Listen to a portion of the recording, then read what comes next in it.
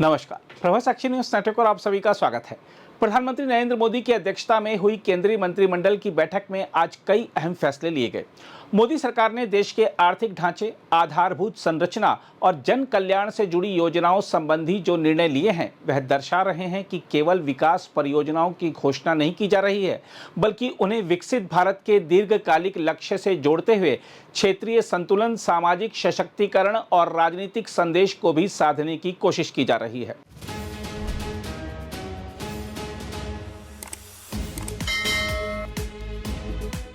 सबसे महत्वपूर्ण फैसलों में ग्रामीण जल आपूर्ति को लेकर जल जीवन मिशन को वर्ष 2028 तक बढ़ाने और उसके लिए 8,69,000 करोड़ रुपए का विशाल प्रावधान करना शामिल है। इस योजना का उद्देश्य अब केवल पाइपलाइन बिछाना नहीं, बल्कि हर गांव में टिकाऊ जल सेवा व्यवस्था स्थापित करना है। सुजल भारत नामक राष्ट्रीय डिजिटल ढांचा बनाकर हर गांव की जल व्यवस्था को स्रोत से नल तक डिजिटल रूप से जोड़ा जाएगा। वर्ष 2019 में देश के केवल 17% ग्रामीण घरों में नल का जल पहुंचा था, जबकि अब यह आंकड़ा 81% से अधिक हो चुका है। इस विस्तार ने ग्रामीण जीवन में बड़ा बदलाव किया है। अध्ययन बताते हैं कि करोड़ों महिलाएं रोज पानी लाने के श्रम से मुक्त हुई हैं और अब वह शिक्षा, रोजगार और अन्य आर्थिक गतिविधियों में भागीदारी कर पा रही हैं। स्वास्थ्य पर भी इसका सकारात्मक प्रभाव पड़ा है, क्योंकि स्वच्छ जल से जल जनित रोगों में कमी आई है। जल जीवन मिशन 2.0 के माध्यम से सरकार ग्रामीण भारत में 24 घंटे जल आपूर्ति का लक्ष्य तय कर रही है, जो विकसित भारत की आधारभूत आवश्यकता मानी जाती है। इसके अलावा केंद्रीय मंत्रिमंडल ने आधारभूत ढांचे को सुदृढ़ करने के लिए कई बड़े परिवहन प्रकल्पों को भी मंजूरी दी है। मध्य प्रदेश में उज्जैन को दिल्ली मुंबई एक्सप्रेसवे से जोड़ने वाले बदनावर पेटलावद थांदला तिमरवानी मार्ग को 4 लेन में विकसित करने की योजना इसी दिशा में महत्वपूर्ण कदम है। लगभग 80 किलोमीटर लंबे इस गलियारे से यात्रा समय कम होगा और माल ढुलाई सस्ती होगी। आदिवासी बहुल धार और झाबुआ जिलों में यह परियोजना स्थानीय अर्थव्यवस्था को गति देगी तथा उद्योग केंद्रों से संपर्क मजबूत करेगी। इसी प्रकार उत्तर प्रदेश और हरियाणा में जेवर अंतर्राष्ट्रीय हवाई अड्डे को दिल्ली मुंबई एक्सप्रेसवे से जोड़ने के लिए हरित क्षेत्रीय संपर्क मार्ग के निर्माण को भी मंजूरी दी गई है। लगभग 31 किलोमीटर लंबा यह मार्ग राष्ट्रीय राजधानी क्षेत्र में बहु परिवहन संपर्क को मजबूत करेगा। इसके माध्यम से दक्षिणी दिल्ली, फरीदाबाद और गुरुग्राम से जेवर हवाई अड्डे तक तेज आवागमन संभव होगा, जिससे क्षेत्रीय व्यापार, पर्यटन और निवेश को नई गति मिलने की उम्मीद है। इसके अलावा रेल क्षेत्र में भी मंत्रिमंडल ने पश्चिम बंगाल और झारखंड के 5 जिलों में 2 बहुपटरी परियोजनाओं को मंजूरी दी है। सैंथिया पाकुर और संतरागाछी खड़गपुर मार्गों पर चौथी पटरी बनने से रेल नेटवर्क की क्षमता बढ़ेगी और भीड़भाड़ कम होगी। इन परियोजनाओं से लगभग 5,000 से अधिक गांवों को बेहतर रेल संपर्क मिलेगा। साथ ही कोयला, इस्पात, अनाज और अन्य वस्तुओं की ढुलाई तेज और सस्ती होगी। रेल परिवहन के विस्तार से तेल की खपत और कार्बन उत्सर्जन में भी कमी आएगी, जो पर्यावरणीय दृष्टि से महत्वपूर्ण है। इसके अलावा दक्षिण भारत में पर्यटन और व्यापार को बढ़ावा देने के लिए तमिलनाडु के मदुरै हवाई अड्डे को अंतर्राष्ट्रीय हवाई अड्डा घोषित करने का फैसला भी विशेष महत्व रखता है। मदुरै प्राचीन मंदिरों और तीर्थ यात्राओं का प्रमुख केंद्र है। अंतर्राष्ट्रीय दर्जा मिलने से विदेशी यात्रियों की संख्या बढ़ेगी, जिससे पर्यटन उद्योग, होटल व्यवसाय और स्थानीय रोजगार को लाभ होगा। राजनीतिक दृष्टि से देखा जाए तो पश्चिम बंगाल और तमिलनाडु से जुड़े ये निर्णय आने वाले विधानसभा चुनाव के संदर्भ में भी महत्वपूर्ण माने जा रहे हैं। पश्चिम बंगाल में रेल परियोजनाओं के माध्यम से सरकार ने ग्रामीण और अर्ध शहरी क्षेत्रों में आधारभूत ढांचे के विस्तार का संदेश दिया है। बेहतर रेल संपर्क से व्यापार, पर्यटन और रोजगार के अवसर बढ़ने की संभावना है, जिससे मतदाताओं के बीच विकास की सकारात्मक छवि बन सकती है। तमिलनाडु में मदुरै हवाई अड्डे को अंतर्राष्ट्रीय दर्जा देने का निर्णय भी राजनीतिक रूप से रणनीतिक माना जा रहा है। दक्षिण तमिलनाडु लंबे समय से अधिक निवेश और बेहतर संपर्क की मांग करता रहा है। इस निर्णय से क्षेत्रीय गर्व और आर्थिक अपेक्षाओं दोनों को संबोधित किया गया है। इससे केंद्र सरकार यह संदेश देना चाहती है कि दक्षिण भारत के विकास में भी उसकी समान प्रतिबद्धता है। कुल मिलाकर इन सभी फैसलों को एक साथ देखें तो स्पष्ट होता है कि सरकार ग्रामीण जल सुरक्षा, परिवहन संपर्क, पर्यटन और क्षेत्रीय विकास जैसे कई मोर्चों पर एक साथ काम कर रही है। जल जीवन मिशन से सामाजिक परिवर्तन, नए राजमार्ग और रेल परियोजनाओं से आर्थिक गति तथा अंतर्राष्ट्रीय हवाई अड्डे जैसे निर्णयों से वैश्विक संपर्क बढ़ाने का प्रयास किया जा रहा है। यही बहुआयामी दृष्टिकोण विकसित भारत के लक्ष्य को साकार करने की दिशा में महत्वपूर्ण कदम साबित होगा। बहरहाल आइए देखते हैं सूचना और प्रसारण मंत्री अश्विनी वैष्णव ने आज कैबिनेट बैठक के बाद क्या जानकारी दी। आज के साथियों, आज के कैबिनेट में 5-6 बड़े डिस्कशंस हुए हैं, फैसले लिए गए। करीब 8,80,000 करोड़ रुपए के सारे फैसले हैं ये। सबसे बड़ा फैसला जल Jeevan mission 2.0, second Madurai airport को इंटरनेशनल एयरपोर्ट डिक्लेयर करना, थर्ड पश्चिम बंगाल में संतरागाछी से खड़गपुर 4th रेलवे लाइन बनाना, चौथा प्रोजेक्ट आज जो अप्रूव हुआ वो सैंथिया से पाकुर, ये मध्य बंगाल है, पश्चिम बंगाल का नॉर्थ बंगाल साउथ बंगाल बीच में जो मिडिल वाला पार्ट है, सैंथिया पाकुर 4th लाइन। फिर मध्य प्रदेश में बदनवार से तांडला तिमरवानी, इसके 4 लेनिंग का काम हाईवे में, और जेवर एयरपोर्ट की फरीदाबाद वाली साइड से कनेक्टिविटी। ये 6 आज बड़े फैसले लिए गए कैबिनेट में। मैं सबसे पहले जल जीवन मिशन पे आता हूँ। हम सब जानते हैं कि जल जीवन मिशन एक ऐसा कार्यक्रम है, ऐसा प्रोग्राम है जो भागीरथी प्रोग्राम कहा जाए तो वो वैसा बड़ा प्रोग्राम है। इसका जो सबसे बड़ा मेजर थ्रस्ट है इंक्लूसिव ग्रोथ का, कैसे सोसाइटी के समाज के हर वर्ग तक मूलभूत सुविधाएं पहुंचे। How do we take all the basic facilities to each and every household in the country. That is the theme, that is the mission, that is the aim of this programme Jal Jeevan mission. इस जल Jeevan mission का आज 2.0 version approve हुआ। 1.0 version इतना महत्वपूर्ण, महत्वाकांक्षी, इतना बड़ा प्रोजेक्ट था, करीब 13 करोड़ परिवारों तक पहुंचा नल से जल। अब इन सारे प्रोजेक्ट्स की operation and maintenance, water source, society को जितनी डिफरेंट जो कमिटीज बनी है, विलेज की कमेटी, ग्राम सभा की कमेटी, पंचायत की कमेटी, इन सबको इन्वॉल्व करना। फिर जहाँ पे पॉपुलेशन बढ़ रही है वहाँ पे नए सोर्सेज निकालना। एक तरीके से अब इसको सस्टेनेबल बनाने का टाइम आया। शुरू में टेक ऑफ करना, कवरेज लाना, अब है इसको सस्टेनेबल बनाना। इस तरह से सोच के इस प्रोजेक्ट को बनाया गया है जल जीवन 2.0। कंप्लीट इसका रीस्ट्रक्चरिंग कर रहे हैं, रीओरिएंटेशन कर रहे हैं। सारा फोकस इंफ्रा क्रिएशन से अब सर्विस डिलीवरी पे।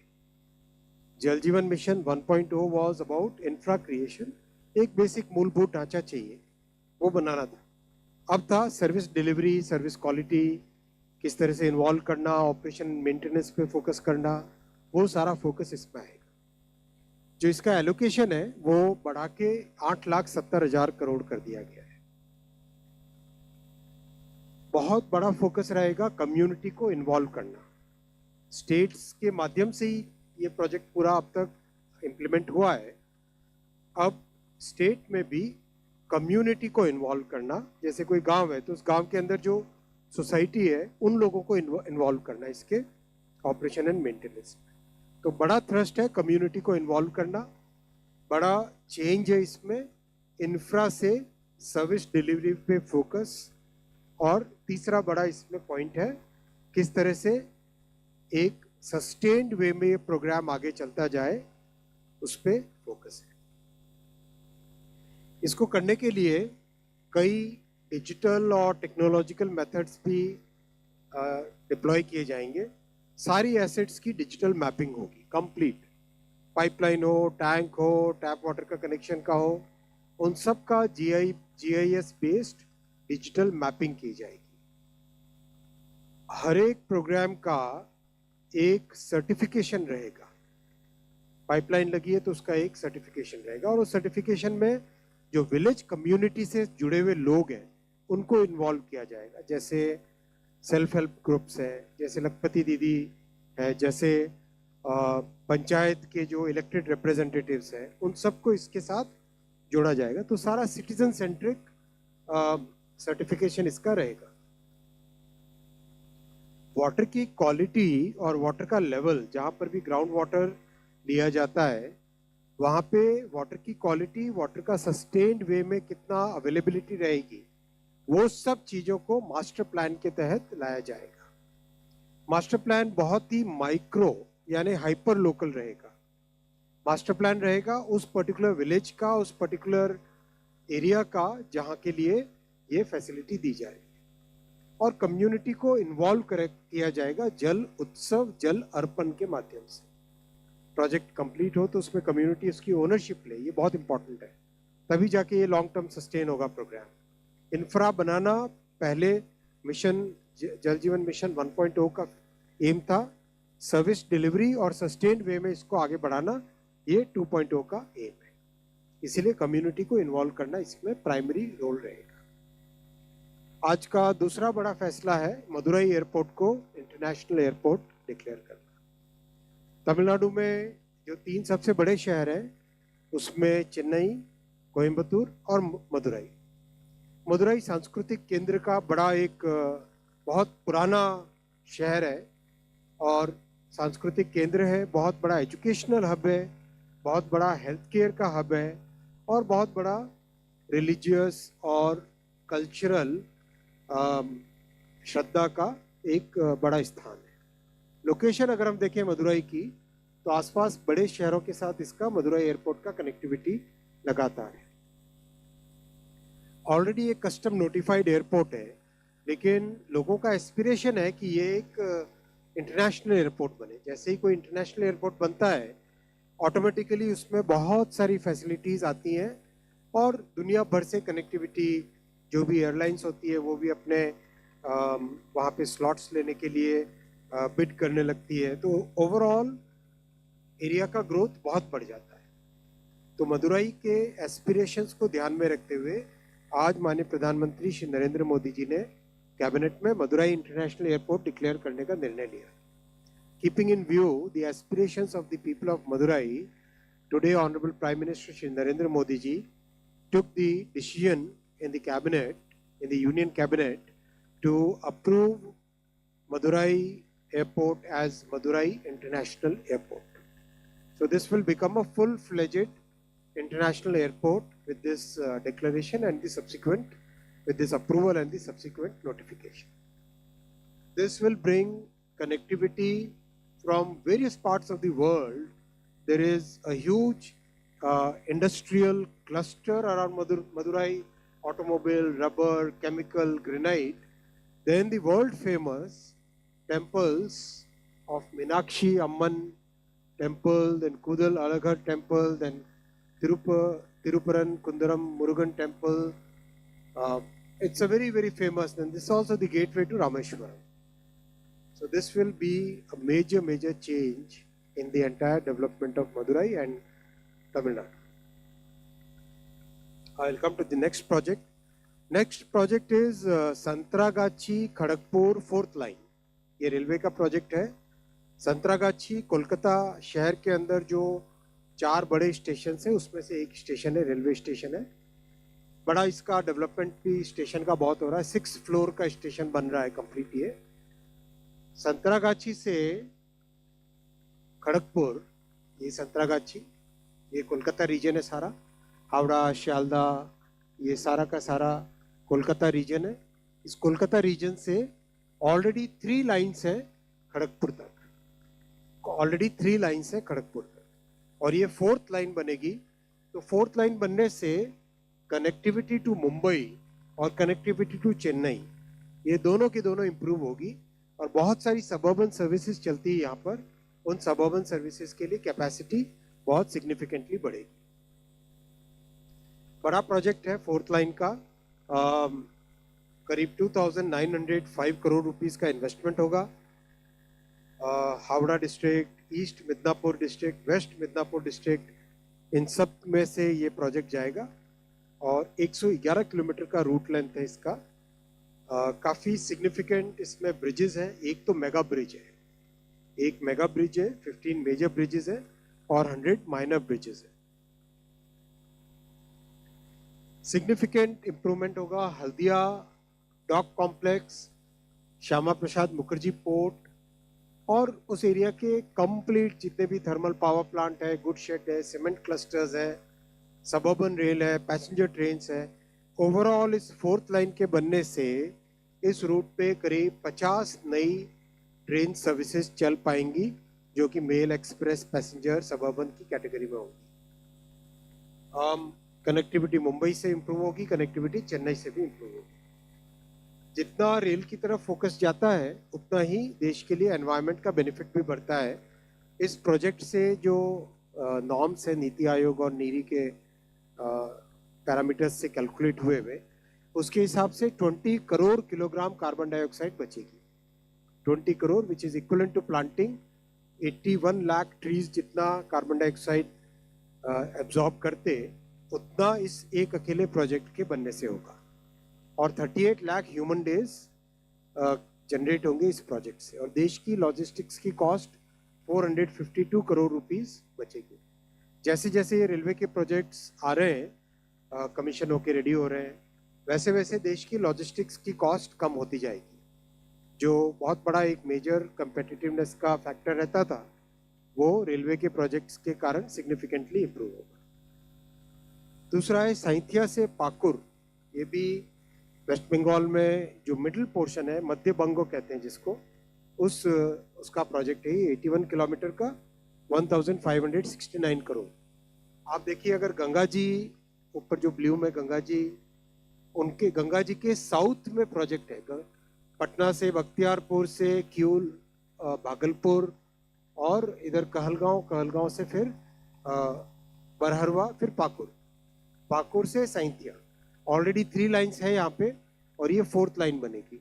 इसके बनने से जो नॉर्थ से कोलकाता रीजन की कनेक्टिविटी है, दिल्ली से कोलकाता रीजन की कनेक्टिविटी 2 तरीके से, एक हुआ ये जो रूट अभी आपने देखा पाकुर से साइंथिया वाला, दूसरा जो ग्रैंड कॉर्ड वाला रूट है, पटना से बांडेल होके अंडाल, दुर्गापुर, ये रूट है जो। तो अब ये दोनों ही रूट इसमें इतने सक्षम हो जाएंगे कि सिग्निफिकेंटली ज़्यादा गाड़ियाँ चला सके। आने वाले समय में बहुत डिमांड रेलवे की जिस तरह से बढ़ रही है, उस हिसाब से कैपेसिटी यहाँ पे बढ़ेगी, और बहुत यहाँ पे कोल थर्मल पावर प्लांट्स हैं, इंडस्ट्रियल एरिया है, ECL है, इन सब के लिए भी ये प्रोजेक्ट बहुत बेनिफिशियल रहेगा। 81 किलोमीटर्स का प्रोजेक्ट है, वेस्ट बंगाल और झारखंड को जोड़ता है। पाकुर बहुत बड़ा एक स्टोन क्वेरी का, स्टोन क्रशिंग का भी एक सेंटर है, जो कि पूरे ईस्टर्न सेक्टर में, ईस्टर्न इंडिया में इसकी यहाँ से सप्लाई होती है। एक मेगा ब्रिज है, 41 मेजर ब्रिजेस है और 83 माइनर ब्रिजेस है। इस प्रोजेक्ट से 10 million ton extra cargo railway के पास आएगा, और 7.7 करोड़ केजी कार्बन डाइऑक्साइड, ये टाइपो है यहाँ पे, करोड़ करेक्शन कर देना before sending to the media को भेजने से पहले, 7.7 करोड़ किलोग्राम कार्बन डाइऑक्साइड बचेगी, और 31 लाख पेड़ों को लगाने के बराबर है। 171 करोड़ रुपीस लॉजिस्टिक्स कॉस्ट देश की बचेगी हर साल, और 28 lakh human days employment generate होगा। अब मैं हाईवे पे आता हूँ।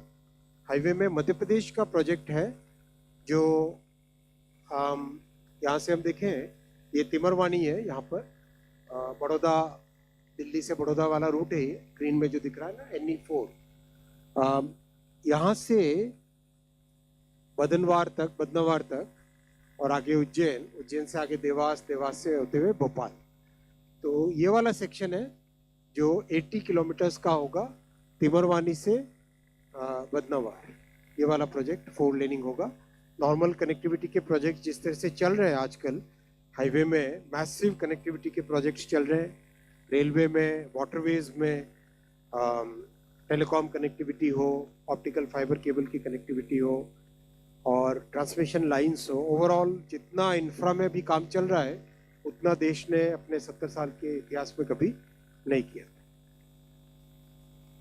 ये प्रोजेक्ट करीब 3,839 करोड़ रुपीस का है, और 2 साल में कंप्लीट होगा। हाइब्रिड एन्युटी मेथड पे इस प्रोजेक्ट को किया जाएगा। हाइब्रिड एन्युटी मोड पे इसको किया जाएगा। नेक्स्ट आता है जेवर एयरपोर्ट की कनेक्टिविटी। जेवर एयरपोर्ट की कनेक्टिविटी, इस नक्शे को अगर आप देखेंगे, ये जेवर एयरपोर्ट है, ये इधर दिल्ली का एयरपोर्ट इधर, और यहाँ पे जेवर एयरपोर्ट। जेवर एयरपोर्ट की कनेक्टिविटी उत्तर प्रदेश से भी, हरियाणा से भी और दिल्ली से भी। इस कनेक्टिविटी को आप स्टडी करें अगर, तो एक तो यमुना एक्सप्रेसवे के साथ इसकी कनेक्टिविटी हो गई, ये यमुना एक्सप्रेसवे या जो आपको दिख रहा है। दूसरा जो मुंबई दिल्ली एक्सप्रेसवे है, ये वाला दिल्ली मुंबई एक्सप्रेसवे, इसके साथ कनेक्टिविटी, और दिल्ली के एरियाज के साथ इसकी डायरेक्ट कनेक्टिविटी। तो आज जो अप्रूव हुआ है प्रोजेक्ट वाया फरीदाबाद, ये फरीदाबाद आपको यहाँ पे 5 नंबर जहाँ लिखा हुआ उसके ऊपर बिल्कुल दिखाई देगा। फरीदाबाद से रेड कलर के डॉट में ये जो लाइन बनी है, काफ़ी एलिवेटेड लाइन रहेगी, ये काफ़ी एरिया इसका एलिवेटेड रहेगा। ये रोड, सॉरी लाइन नहीं, तो ये रोड काफ़ी एरिया में एलिवेटेड रहेगा, और ये जेवर एयरपोर्ट को फरीदाबाद के एरिया से कनेक्ट कराएगा। यही आगे कनेक्टिविटी फिर दिल्ली मुंबई एक्सप्रेसवे पे आ जाती है। तो एक तरीके से दिल्ली मुंबई एक्सप्रेसवे, यमुना एक्सप्रेसवे, इन दोनों का जेवर एयरपोर्ट के साथ कनेक्ट बहुत सिग्निफिकेंट है। जैसा माननीय प्रधानमंत्री श्री नरेंद्र मोदी जी ने हमेशा एम्फेसिस दिया है, we have to have multi modal connectivity, we have to have that Gati Shakti mindset in which each and every mode can take the benefit of other modes. ये थॉट प्रोसेस के साथ ये प्रोजेक्ट आज अप्रूव हुआ है cabinet में। बड़ा project है ये, इसका डिटेल्ड मैप है यहाँ पर।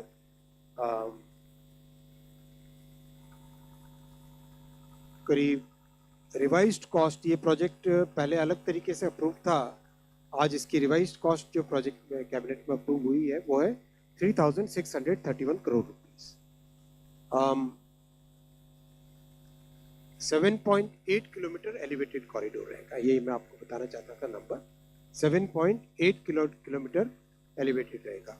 अब ओवरऑल अब जेवर की कनेक्टिविटी ईस्टर्न पेरिफेरल एक्सप्रेसवे के साथ हो गया, यमुना एक्सप्रेसवे के साथ, मुंबई दिल्ली एक्सप्रेसवे के साथ, और डेडिकेटेड फ्रेट कॉरिडोर के साथ, और भविष्य में बुलेट ट्रेन के साथ।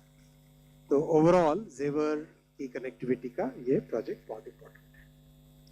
अगर हम देखें, माननीय प्रधानमंत्री श्री नरेंद्र मोदी जी ने अपने फर्स्ट टर्म में, सेकेंड टर्म में और ऐतिहासिक थर्ड टर्म में जिस तरह से देश का कंप्लीट इंफ्रास्ट्रक्चर को रिन्यू करने का, रिकंस्ट्रक्ट करने का, नया बनाने का जो मिशन हाथ में लिया है, ये हमारे देश की फाउंडेशन है। मिडिल क्लास फैमिलीज़ के लिए बहुत सिग्निफिकेंट इससे इम्प्रूवमेंट आता है, और देश की प्रोडक्टिविटी आने वाले समय के लिए बढ़ती है।